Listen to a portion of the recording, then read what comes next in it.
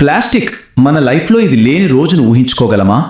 పొద్దున లేచింది మొదలు రాత్రి పడుకునే వరకు మనం వాడే ప్రతి దాంట్లోనూ ప్లాస్టిక్ ఉంటుంది.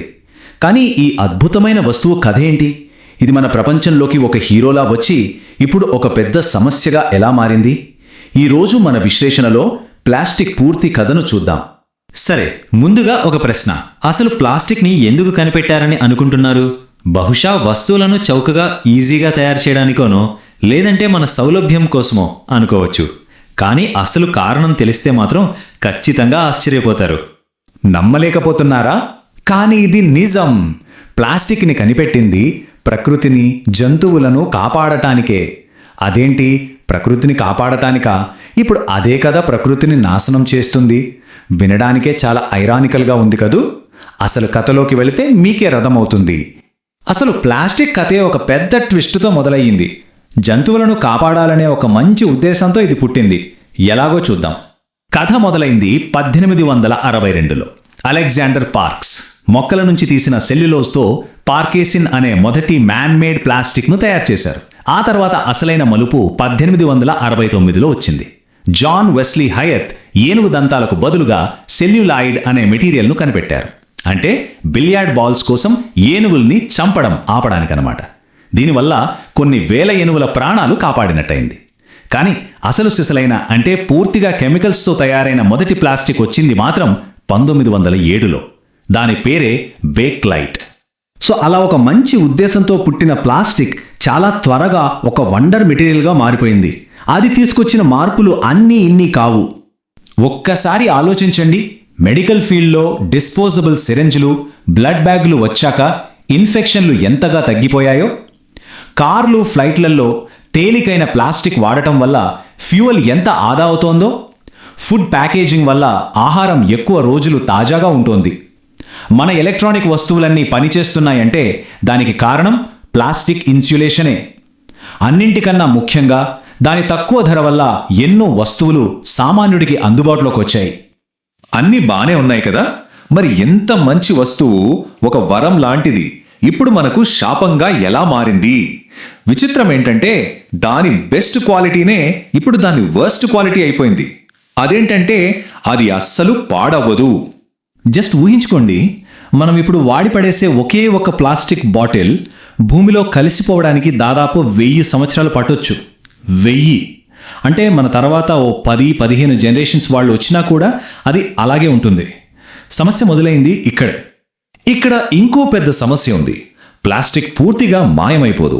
అది జస్ట్ ఎండకు, గాలికి, నీటికి చిన్న చిన్న ముక్కలుగా విరిగిపోతుంది. వీటినే మైక్రోప్లాస్టిక్స్ అంటారు. ఇవి ఎంత చిన్నవి అంటే మనం పీల్చే గాలిలో, తాగే నీటిలో, తినే ఆహారంలో, అంతెందుకు మన బాడీలో, మన రక్తంలోకి కూడా వచ్చేసాయి. దీని ఎఫెక్ట్ ఎంత దారుణంగా ఉందంటే ప్రతి సంవత్సరం కొన్ని మిలియన్ల టన్నుల ప్లాస్టిక్ సముద్రాల్లోకి వెళ్ళిపోయి అక్కడ జీవుల ప్రాణాలు తీస్తోంది. ప్లాస్టిక్ తయారీలో వాడే బీపీఏ లాంటి ప్రమాదకరమైన కెమికల్స్ మన హెల్త్ని పాడు చేస్తాయి. అంతేకాదు, దాదాపు 99% ప్లాస్టిక్ను పెట్రోల్, డీజిల్ లాంటి శిలాజ ఇంధనాల నుంచే తయారు చేస్తారు. ఇది గ్లోబల్ వార్మింగ్కి నేరుగా కారణమవుతోంది. ఓకే, ఇదంతా పర్యావరణం గురించి. మరి మన ఆరోగ్యం సంగతి ఏంటి? ముఖ్యంగా మనం తినే తిండి విషయంలో వాడే ప్లాస్టిక్ గురించి మాట్లాడాలి. ఇది చాలా సీరియస్ విషయం. మీరు వాడే ప్లాస్టిక్ డబ్బాల కింద ట్రయాంగిల్లో నంబర్స్ చూసే ఉంటారు కదా, అవి చాలా ఇంపార్టెంట్. అందులో ముఖ్యంగా 3, 6, 7 నంబర్లున్న వాటిని ఫుడ్ కోసం అస్సలు వాడొద్దు. డేంజర్. ముఖ్యంగా నంబర్ 6 అంటే థర్మాకోల్ లాంటివి. వాటిలో వేడి ఏమైనా వేస్తే క్యాన్సర్ కారకాలు రిలీజ్ అవుతాయి. నంబర్ 1 బాటిల్స్ అంటే వాటర్ బాటిల్స్. అవి ఒక్కసారి వాడటానికే, మళ్ళీ మళ్ళీ వాడకూడదు. సేఫ్ సైడ్ ఉండాలంటే 2 మరియు 5 నంబర్లున్నవి బెటర్. కానీ వాటిని కూడా వేడి చేయకపోవటమే మంచిది. సరే, ఇప్పుడు కొన్ని సింపుల్ కానీ చాలా ముఖ్యమైన రూల్స్. వీటిని మాత్రం మర్చిపోవద్దు. 1, ప్లాస్టిక్ డబ్బాలో ఫుడ్ పెట్టి ఎప్పుడూ మైక్రోవేవ్ చేయొద్దు. 2, వేడి వేడి టీ, కాఫీ, సాంబార్ లాంటివి ప్లాస్టిక్ కవర్లలో అస్సలు తీసుకోకండి. 3, వాటర్ బాటిల్స్, కూల్ డ్రింక్ బాటిల్స్ని మళ్ళీ మళ్ళీ వాడద్దు. ఇంకో ముఖ్యమైన విషయం, కార్లో ఎండకి బాగా వేడెక్కిన వాటర్ బాటిల్లో నీళ్లు అస్సలు తాగొద్దు. చాలా డేంజర్. అయ్యో, మరి దీనికి సొల్యూషనే లేదా? ప్లాస్టిక్ని మన లైఫ్ నుంచి పూర్తిగా తీసేయగలమా? అది బహుశా సాధ్యం కాకపోవచ్చు, కానీ దాన్ని బాధ్యతగా వాడడం మాత్రం మన చేతుల్లోనే ఉంది.